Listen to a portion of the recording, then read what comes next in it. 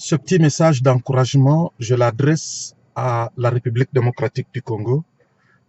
Le pays traverse un moment de transition. C'est un moment très important. Bien aimé, durant la transition, il est facile d'être frustré. Il est facile de se retrouver désillusionné. Pourquoi? Parce qu'on n'est plus dans le passé, une situation que nous connaissons, que nous avons maîtrisée.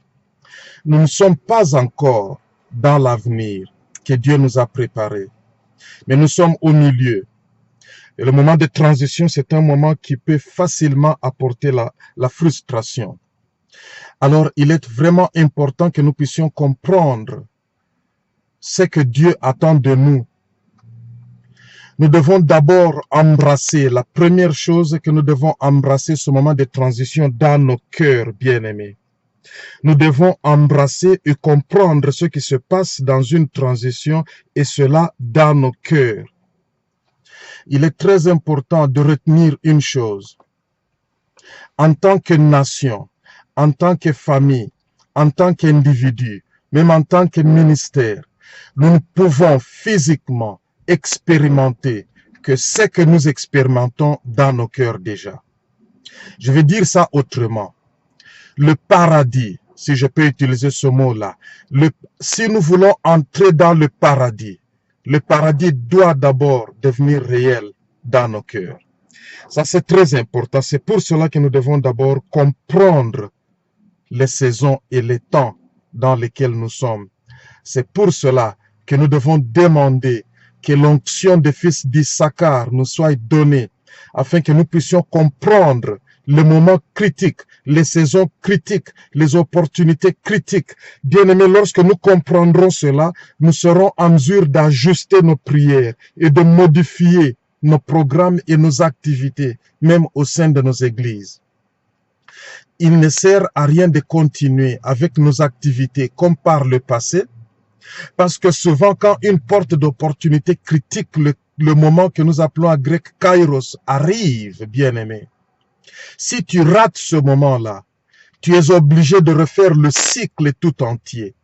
C'est pour cela qu'il est important que la nation ne puisse pas rater ce moment, cette transition, et que nous ne puissions pas manquer à identifier les temps et les circonstances et leur signification.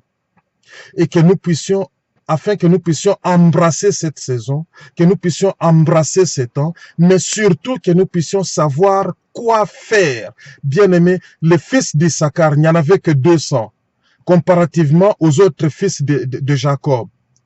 Leur famille était beaucoup plus nombreuse, 20 000, 25 000, 15 000, 10 000, mais 200 personnes des fils d'Issachar, des leaders, ont réussi à voir les autres se pencher devant eux, venir s'enquérir auprès d'eux en ce qui concerne ce qu'ils devraient faire en tant que nation. Nous avons besoin d'un nombre, 200 personnes dans notre pays, capables de savoir discerner les temps et les circonstances, capables d'entendre la voix de l'Éternel et de savoir ce que Dieu est en train de faire et à quoi Dieu nous mène, et de modifier, d'ajuster nos prières. Bien-aimé, cela est très important. Nous avons besoin de savoir quelle heure il est, à quel stade nous sommes, afin que nous puissions éviter des frustrations. Bien-aimé, un autre point que je voudrais vous communiquer. Durant cette saison, il ne s'agit plus dans nos prières, dans notre louange et notre adoration, de la poursuite de ce que Dieu va faire pour nous. Il ne s'agit plus, bien-aimé, de la poursuite de la bénédiction, mais plutôt que chacun de nous poursuive de devenir un canal par lequel Dieu libère ce qu'il est en train de faire dans cette saison pour notre nation. Je m'adresse et à ceux qui sont dans le gouvernement, à ceux qui gouvernent et à ceux qui sont gouvernés, à tous les leaders, à tous les échelons, dans les entreprises, dans les familles, dans les églises, dans les ministères, dans la politique, même les étrangers parmi nous. Bien-aimés, notre poursuite aujourd'hui n'est pas de savoir ce que nous allons tirer de ce qui vient, ce que nous allons gagner dans cette transition. positionnement politique, positionnement économique, intérêt personnel. Mais cette fois-ci, bien-aimé, l'appel nous est adressé. Qu'est-ce que tu veux devenir comme vase d'honneur entre les mains du Seigneur, afin qu'il puisse t'utiliser pour canaliser ce qu'il a déjà établi au ciel pour la République démocratique du Congo, et que les rivières d'eau commencent à couler par toi, en toi et par toi, pour apporter la vie à ceux qui sont stériles, apporter la bénédiction, apporter la guérison, apporter la délivrance et la transformation et le changement. Voilà ce à quoi Dieu nous appelle aujourd'hui. Père, nous te remercions. Dès que les cieux sont ouverts, nous allons connaître clairement les instructions dont nous avons besoin pour changer, transformer l'atmosphère au-dessus de la République démocratique du Congo et l'atmosphère au-dessus de toutes les nations voisines et de toute l'Afrique.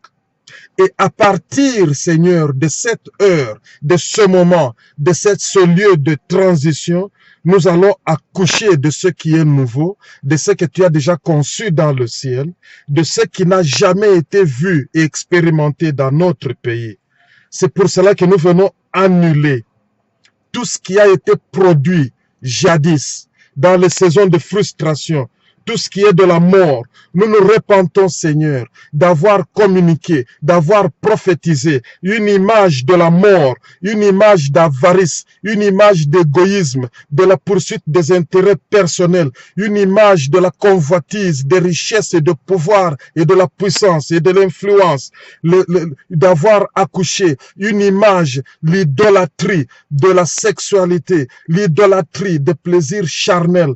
Aujourd'hui, Seigneur, nous nous repentons dans le nom de notre Seigneur Jésus-Christ de Nazareth et nous prions que ceci devienne le commencement d'un nouveau mouvement de réveil, un nouveau mouvement de réformation, de réforme et de réveil dans notre pays. Je prie, Seigneur, que ton peuple en tout entier, nous puissions embrasser ces temps de transition dans nos cœurs, afin que tu puisses nous amener du niveau de gloire dans lequel nous nous trouvons aujourd'hui vers un nouveau degré de gloire dans lequel nous n'avons jamais été, jusqu'à ce que nous puissions entrer dans la gloire éternelle lorsque le Seigneur Jésus-Christ reviendra. Transporte-nous, ô notre Dieu, dans toutes les régions, dans toutes les provinces, dans toutes les villes, dans toutes les familles. Transporte-nous de là où nous sommes, ô notre Dieu, vers là où tu nous amènes. Nous ne serons plus jamais les mêmes. La République démocratique du Congo ne sera plus jamais les mêmes. Dans le nom de notre Seigneur Jésus-Christ de Nazareth. Shalom, que Dieu vous bénisse.